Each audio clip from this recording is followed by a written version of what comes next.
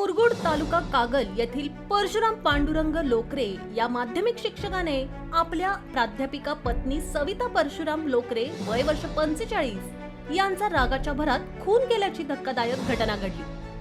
उच्चभ्रूवस्थित कौटुंबिक वादातून आपल्या पत्नीच्या डोक्यात मुलाच्या सहकार्याने वरवंटा घालून खून केल्याची घटना समोर आल्यानंतर शहरात खळबळ माजली।